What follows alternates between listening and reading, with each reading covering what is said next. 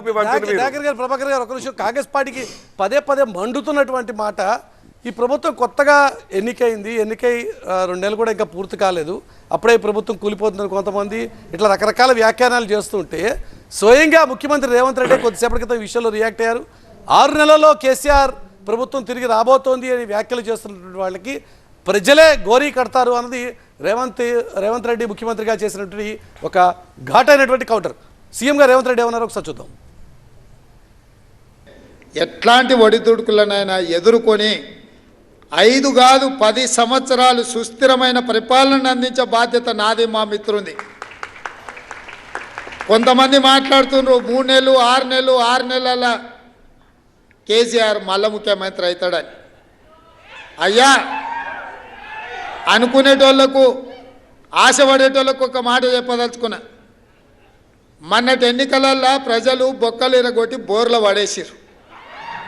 మీ బొక్కలే చక్కగా కాలేదు, ఏ రకంగా మళ్ళీ ఈ రాష్ట్రానికి ముఖ్యమంత్రి అవుతామని పగటి కళలుగా అంటారు. చేసి చూడండి ప్రయత్నం, తెలుస్తుంది మీకు ప్రజల యొక్క ఆగ్రహం.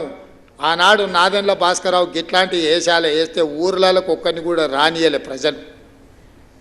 ఇవాళ అట్లాంటి ఆలోచన ఎవడన్నా చేసిండంటే గ్రామాలలో ఇక్కడ ప్రజలు గోరీలు కడతారు.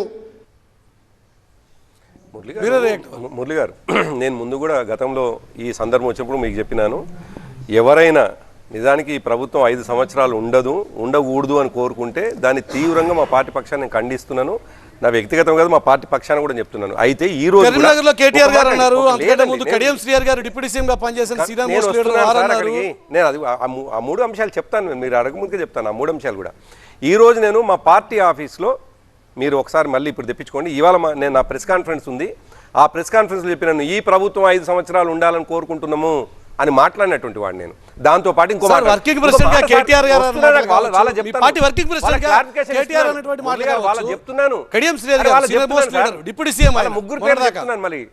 ముగ్గురిది చెప్తున్నాను. కేటీఆర్ గారు ఎక్కడైతే కరీంనగర్ సమావేశం ఉందో మన సమావేశంలో దాన్ని క్లారిఫై చేసిన మళ్ళీ చేస్తున్నాను. ఆ సమావేశంలో నేను కూడా ఉన్నాను. అది సోషల్ మీడియాకు సంబంధించిన ఒక సమావేశంలో ముగింపులో ఆయన కార్యకర్తలని ఉద్దేశించి చెప్పినటువంటి మాట, ఇదే ఉత్సాహంతో మీరు పనిచేయండి, ఇదే ఉత్సాహంతో పనిచేస్తే తప్పకుండా కేసీఆర్ గారు ముఖ్యమంత్రి అయ్యేదాకా ఇట్లా కష్టపడండి అని చెప్తున్న క్రమంలో ఆ ఒక్క పదం మాత్రమే దొరికింది. ఏమని తొందరలను మీరు పట్టుకున్నారు. కానీ ఆయన అన్నటువంటి మాట ఏంటంటే, మళ్ళీ కేసీఆర్ గారు ముఖ్యమంత్రి కావాలంటే మీరు ఇదే విధంగా కష్టపడండి అని చెప్పినటువంటి మాట. అది తర్వాత మీరు చెప్పినటువంటి 2 పేర్లు అవుతున్నాయో ఎర్లీగా ఎప్పుడైతే అన్నారో నిజానికి వాళ్ళిద్దరే కాదు తొందరలో అన్నమాట. ఇది వచ్చే అదే అంటున్నాను మురళి గారు, ఎందుకు అన్నారు అనే మాట చెప్తున్నాను. ఆ సోషల్ మీడియా కార్యకర్తలు ఎవరైతే ఉన్నారో వాళ్ళు చేస్తున్న ప్రచారం మీదే దయాకర్ గారు ఇంతకుముందు అభ్యంతరం వ్యక్తం చేశారు. ఇప్పుడు నిన్న కాక మొన్న సీఎం అది కాదండి, నన్ను కూర్చోబెట్టినారు, మీరు నన్ను ఇక్కడ కూర్చోబెట్టినారు. నా వైఖరి, నా పార్టీ వైఖరి చెప్పమన్నారు. నా పార్టీ వైఖరి ఏంటంటే, ఇవాళ చెప్తున్నాను అప్పుడే ఈ స్థాయిలో పోస్టులు ఇవాళ నా పార్టీ వైఖరి ప్రశ్న మురళి గారు, నా పార్టీ వైఖరి స్పష్టంగా కుండకు బద్దలు కొట్టినట్టు చెప్తున్నాను. వీళ్ళు హామీలు అమలు చేయాలి, 5 సంవత్సరాలు ఉండాలని నా పార్టీ వైఖరి. ఇది 3వ తారీఖు నాడు సాయంకాలం మా పార్టీ వర్కింగ్ ప్రెసిడెంట్ గారు కాంగ్రెస్ పార్టీని అభినందిస్తూనే ఆయన అన్నట్టు మాట. నేను ఒక్క మాట ఇంటర్వ్యూని అయితా. నా ఆవేశం కోపం వెనుక ఇప్పుడు అర్థమైందా మీకు? ముఖ్యమంత్రి మాజీ ముఖ్యమంత్రి అయిండు ఆయన, ఇప్పుడు మీ టీఆర్ఎస్ఎల్పి నేతగా కూడా ఇంతవరకు కాలేదు, మీకు ఉపనేత ఇంతవరకు లేదు. మాట్లాడే మీ మాటలకు మేము సమాధానం చెప్పాల్సి వస్తుంది. అందుకనే మిమ్మల్ని ఎవడో కోన్కిస్కాగాడని అర్థం చేసుకోండి. వినండి ప్రభాకర్ గారు, ఇంకా మేము ప్రభుత్వం రాలే, ఇంకా ఒక నిమిషమే. 6 మంత్రులు అట్లనే ఉన్నాయి, 4 ఎమ్మెల్సీలు అట్లనే ఉన్నాయి, ఇంకా రేపు 2 ఎంపీలు రాబోతున్నాయి. పూర్తి స్థాయి ప్రభుత్వం ఇంకా కొలువు తీరలే. మాలాంటి వాళ్ళు ఇంకా ప్రభుత్వంలోకి రాని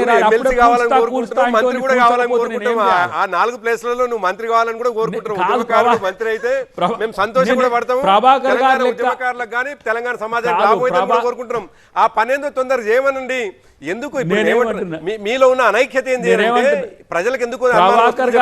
నిన్న ఒకవైపు ఎమ్మెల్సీ చేసినట్టే చేసి మొత్తం సంతకాలు రెడీ పెట్టుకున్న తర్వాత ఎంబడే కాల్గుంజేసేటువంటి నాయకత్వం ఉన్నాక రేవంత్ రెడ్డి గారిని ఎంతకాలం కొనసాగిస్తారు అనేటువంటి భయం సమాజంలో ఉన్నది అంటున్నా. ఇది కాంగ్రెస్ పార్టీ నాయకుల్లో ఉన్న అనైక్యతతోటి రేవంత్ రెడ్డి గారిని గుంజేస్తారు అంటున్నా నేను. దయాకర్ గారు నిన్నెట్టయితే గుంజేసిండ్రు ఆల్మోస్ట్ ఇవాళ ప్రమాణ స్వీకారం చేయాల్సినోడివి కదా, ఇవాళ ప్రమాణ స్వీకారం చేయాల్సినోడివి. ఎవరు చేసినారు, ఎవరి కుట్ర? అది కేసీఆర్ గారు కుట్రనా లేకపోతే కేటీఆర్ గారు కుట్రనా? కుట్ర ఎవరిదో మీకు తెలుసు కదా, మీ కాంగ్రెస్ పార్టీ నాయకులు చేసిన కుట్రనే కదా.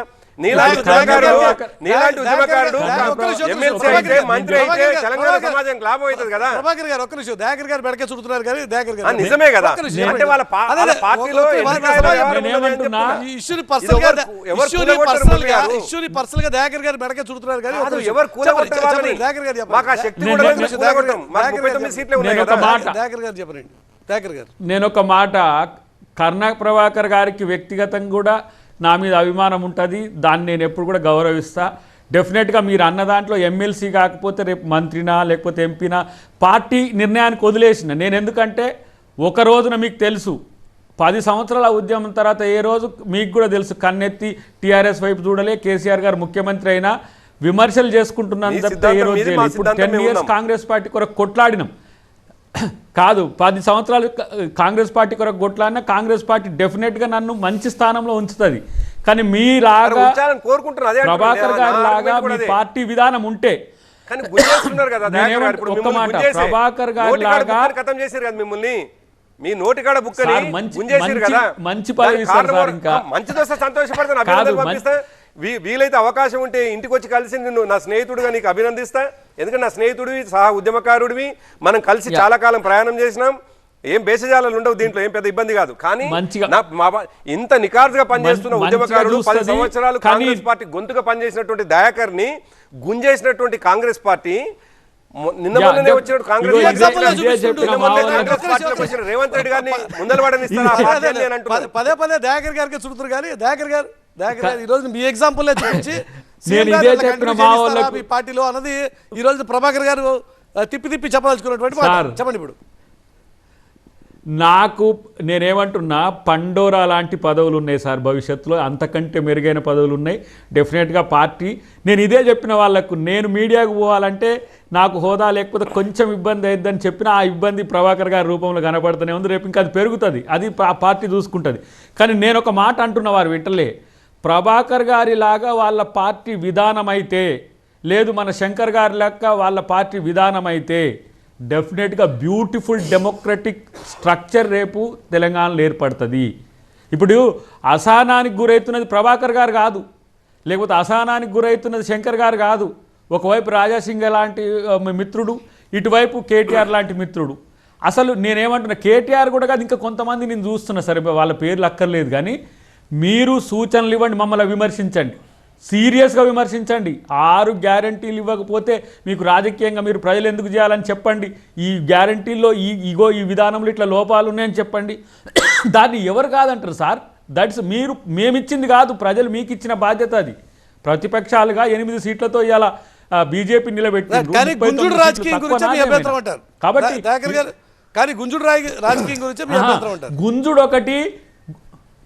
గుంజుడు ఒకటి ఈ ఉత్తుత్త మాటలు ఎందుకు, కాని మాటలు ఎందుకు? నేను ఎంతకుముందు ఆ మాట ఎందుకన్నా, ఒకవేళ మీరే 39 ఉన్నోళ్ళే 64 నుంచి ఏదో చేయాలని చూస్తే మరి 65 ఉన్నోళ్ళ మేమేదో చేయాల్సి వస్తుంది కదా. ఇలా రాజకీయం అంటే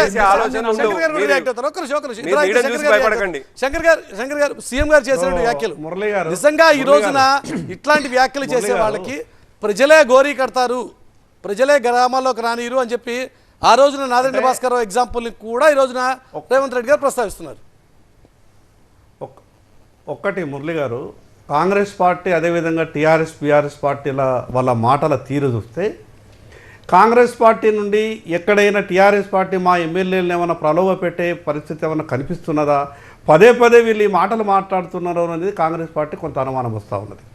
అదే రీతిలో టీఆర్ఎస్ పార్టీ కూడా ఒక అనుమానం వస్తూ ఉన్నది. మా వాళ్ళు 4 ఒకరికి సీఎంని కలుస్తున్నారు, మా వాళ్ళని ఏమన్నా తీసుకెళ్ళిపోతా ఉన్నారా? మరి కనీసం కాంగ్రెస్ పార్టీలో ఉన్నటువంటి ఎమ్మెల్యేలకు కాన్ఫిడెన్స్ ఇవ్వడానికి రేవంత్ రెడ్డి గారు ఒక పక్క మాట్లాడితే టీఆర్ఎస్ ఎమ్మెల్యేలను కూడా కాన్ఫిడెన్స్ ఇవ్వడానికి మీరు వెళ్ళి కలవకండి ముఖ్యమంత్రిని, ఏదో మేము లోపల గూర్పుటాన్ని మేము చేసే ప్రయత్నం చేస్తున్నామనే విధంగా వీళ్ళు అప్పుడప్పుడు సోషల్ మీడియాకి ఎక్కుతున్నారేమో, రేపో మాపో అధికారంలోకి వస్తున్నాం చేస్తున్నామని చెప్పి. ఆ ఇద్దరు రెండు పార్టీల మధ్యన ఒక అనుమానం ఉన్నది. ఓకే, పైన కనిపించే రాజకీయం కాకుండా తెర వెనక వేరే రాజకీయం నడుస్తుందా అని మీ అనుమానం కూడా నడుస్తున్నది. వాళ్ళ అనుమానాలు ఉన్నాయి, ముఖ్యమంత్రి గారు ఏమని మాట్లాడారు ముఖ్యమంత్రి గారు, మీరేమైనా మన ఇద్దరం ఒకటైదాం ఈ పార్టీని పొందబెడదామని మాట్లాడింది బండి సంజయ్ గారు. మేము తెర వెనక ఏం నడుపుతున్నామో తెలియదు కానీ తెర ముందే మాట్లాడినారు ఆయన ప్రజల సమక్షంలో. ఇప్పుడు ఒక విషయం ప్రభాకర్ గారు ఒక విషయం ప్రభాకర్ అన్న మురళి గారు ఒకటే నిమిషం ప్రభాకర్ అన్న ఒక విషయం చెప్తా. టీఆర్ఎస్ పార్టీని ఓడగొట్టడానికి ఈ రాష్ట్రంలో అన్ని శక్తులు కూడా ఏకమవ్వడానికి సిద్ధంగానే ఉండే. 9.5 సంవత్సరాలు తెలంగాణ రాష్ట్రానికి నరకం చూపిండ్రు. ఈ కాంగ్రెస్ బీజేపీనే కాదు, రోడ్డు పోయేటటువంటి ప్రతి ఒక్క అన్న, ప్రతి ఒక్క అక్క, ప్రతి ఒక్క చెల్లి టీఆర్ఎస్ పార్టీని ఓడగొట్టడానికి ఎవరొచ్చినా కూడా మేము అండగా ఉంటామని ప్రతి ఒక్కరు మాట్లాడిండ్రు.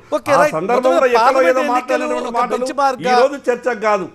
శంకర్ గారు, పార్లమెంట్ ఎన్నికలు బెంచ్ మార్క్గా ఈ రోజున తెలంగాణలో రాజకీయం నడుస్తోంది. రాబోయే 2 నెలల్లోనే రాబోతున్నటువంటి ఈ ఎన్నికల తర్వాత రాజకీయం ఎలా మారబోతోంది అనేది కూడా ఇప్పటికే ఒక ఇండికేటివ్గా కనిపిస్తున్నటువంటి పరిస్థితి. చూద్దాం అల్టిమేట్గా ఈ ఎలక్షన్స్ ఇంపాక్ట్ తెలంగాణ రాజకీయాల మీద ఎలా ఉండబోతుందో చూద్దాం.